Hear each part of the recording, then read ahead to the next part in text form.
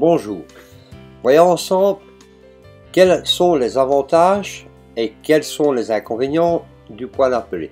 Regardez cette vidéo jusqu'au bout, ça devrait être assez intéressant pour vous. Le poêle à peler, dès le départ, c'est l'un des moyens de chauffage le plus économique à l'heure actuelle. Pourquoi?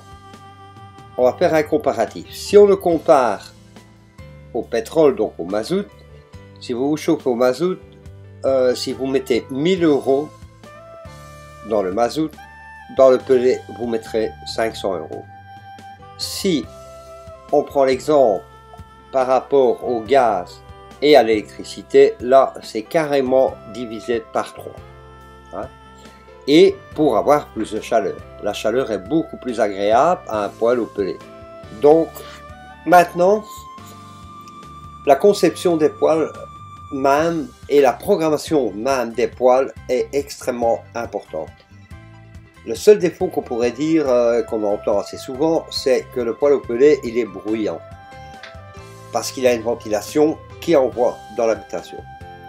Dans mon cas, nous avons résolu le problème. Dans les marques que nous utilisons, nous avons pris les poêles les plus silencieux en soi. Donc, pas nécessairement une question de prix, mais une question simplement de émission de son.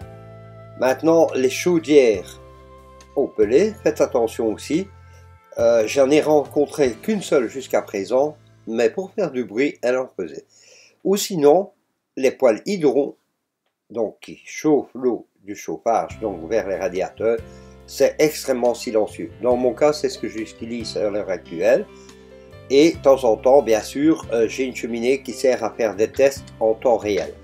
Pourquoi? Parce que avant que nous commercialisions un poêle, je vais l'essayer un modèle de chaque série pour voir si les paramètres sont super bien réglés. Parce que c'est là des avantages intéressants du poêle à peler. Si dès le départ les paramètres sont excellents, donc même pas bons, excellents, les poêles vont être super efficaces et les clients vont être enchantés. Donc dans mon cas, au lieu de retourner chez plusieurs clients tout le temps pour régler les paramètres à l'exact, je préfère monter un poêle, l'utiliser moi-même pendant au moins 70 heures d'utilisation et être sûr et certain que le poêle il est parfait. Une fois que j'ai les bons paramètres, c'est très facile pour chaque modèle. Je vais introduire les paramètres de bonne qualité dans chaque poêle si jamais c'est le cas, si c'est nécessaire. Parce que en usine, les poêles au pellet ne sont pas utilisés en intense et en situation réelle. Ce qui donne l'avantage en situation réelle, c'est de vérifier les températures donc, du compartiment pelé par exemple, les températures de fumée, donc les réglages de sécurité, enfin tout ce qui concerne les paramètres et l'exactitude des paramètres. Donc c'est pour ça que je préfère l'utiliser un modèle de chaque moi-même en situation réelle et résoudre ce problème dès le départ, introduire les paramètres dans les poêles que j'installe chez mes clients et ces clients seront super contents. Au moins, j'aurai mis toutes les chances de mon côté pour que ce soit vraiment parfait.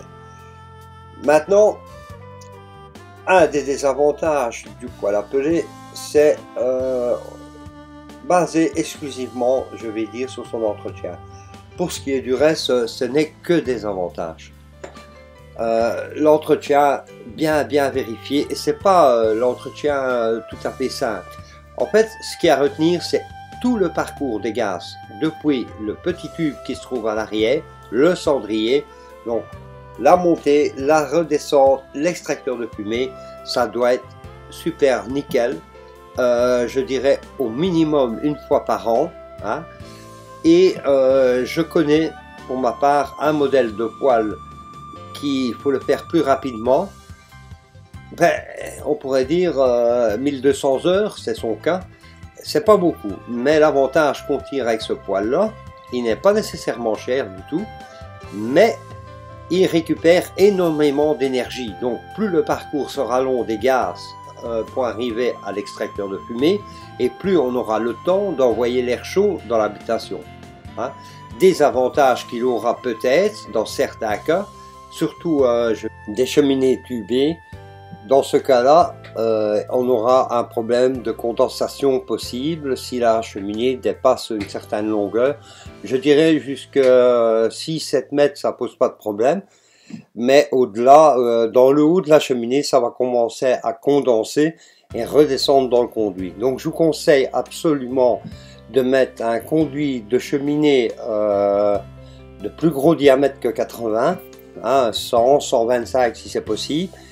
Le désavantage que vous aurez, ben, l'idéal, ça serait d'ouvrir sur 40 cm, sur 12 cm et demi, 14 cm, à un endroit assez haut derrière le poêle pour savoir incorporer à cet endroit-là, à peu près de l'auteur du poêle, un T à l'intérieur du conduit de cheminée et continuer avec le tube jusqu'en bas de la cheminée, de manière à ce que vous branchiez donc le 80 ici en haut avec une réduction et que vous ayez le conduit de cheminée qui descend jusqu'en bas et qui ressort avec un bouchon dans le bas de la cheminée de manière à ce que vous ayez très facile à faire l'entretien de votre cheminée, et ce qui va permettre aussi à les cendres que je vous ai parlé dans les vidéos précédentes aussi, qu'elles puissent se stocker dans ce tube, parce que si on tube en 80, on aura le problème de cendre qui va vite se remplir là, et pour ce qui est d'une année complète sans devoir nettoyer, là je pense pas que ça serait possible, quoi. Voilà le seul désavantage qu'on pourrait dire du poêle à peler, c'est exclusivement, allez, 1 à 2 fois par an faire son entretien. Apprenez à le faire vous-même si vous êtes un utilisateur, vous gagnerez un peu d'argent, hein, vu que si on met un poêle à peler, c'est pour économiser l'argent, c'est pas pour le gaspiller. Je parle contre moi là, mais et contre des confrères, mais dans mon cas, j'ai un esprit assez ouvert, donc je dis on ne peut pas gagner partout. C'est d'ailleurs pour ça que je fais ces vidéos entièrement gratuites. Faites juste attention à ça. Retenez que le mot entretien et vous n'aurez aucun souci et vous serez super content des poêles au pellet. Maintenant, dans peu de temps, je vais vous montrer une vidéo de la fabrication du pellet, donc de A à Z. Donc je vais aller chez quelqu'un que je connais personnellement, qui a une usine au pellet, et on va faire une vidéo donc depuis la sciure qui provient des scieries qui sont juste à côté, jusqu'à le pellet dans le sac. Là, vous vous rendrez mieux compte de la qualité du pellet et comment ces gens travaillent. Et si on va dire pour le côté écologie, le pellet, oui, c'est pas si écologique que ça. Ben, quand même, parce que dans son cas à lui, pour ce qui est du séchage de la sciure de bois, c'est vraiment des écorces, enfin tous des déchets de bois qui sont utilisés dans une grande chaudière et qui va sécher la sciure de bois pour pouvoir produire le pellet. Donc il y a une énorme économie qui est faite là. Bien sûr, la machine qui presse le pellet consomme de l'énergie électrique. Maintenant, si elle provient des éoliennes, il n'y a pas de souci pour le côté écologique. Maintenant, au point de vue combustion, quand on brûle du pellet, on va avoir 0 émission de gaz à effet de serre. Pourquoi? Parce que tout ce qu'il aura absorbé l'arbre durant sa vie, ça donnera tout à fait 0 gaz à effet de serre. Le seul souci, c'est la production de pellet, ça coûte un peu d'énergie, mais c'est un excellent combustible. Si par exemple on prend, j'ai un exemple que j'ai vérifié moi-même parce que c'est facile. Auparavant je me chauffais au bois, donc le poêle au bois traditionnel. Pour chauffer mon habitation, il me fallait 20 mètres cubes de bois minimum par année. Donc disons que je consommais, c'était du bois dur et sec, on va dire qu'il pesait dans les 900 kg le mètre cube. Et si on fait un comparatif au pellet, donc 900 kg, voilà, 20, ça fait, je pense pas dire, ça fait 18 tonnes de bois. Et pour chauffer mon habitation, et je vais dire là, le poêle au bois il s'éteignait en milieu de nuit, donc j'économisais quelque part du bois. Ici, avec ma chaudière au pellet, je consomme 3 tonnes et demie de pellet pour chauffer mon habitation. Donc si on fait un comparatif, entre 18 tonnes et 3 tonnes et demie, là on fait une énorme économie vis-à-vis de la nature. Donc là c'est un côté extrêmement positif. Et l'avantage bien sûr du très très grand confort, hein, parce que pour vous donner une idée, ma maison est en 2 niveaux. Donc dans le bas je mets 24 degrés, dans le haut 22 degrés. Et la salle de bain, le chauffage fonctionne tout le temps, et dans ma salle de bain il fait 24 degrés, et ça toute la journée.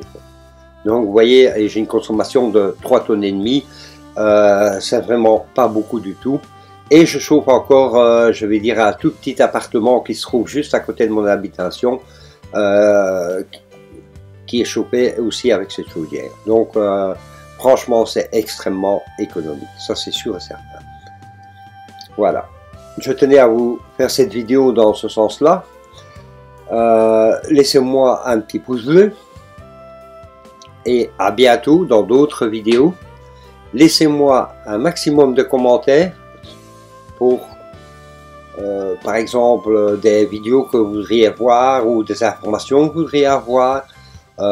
N'hésitez pas, laissez-moi des commentaires, autant que possible je réponds aux commentaires, et j'en tiendrai compte pour des prochaines vidéos. Merci et à bientôt.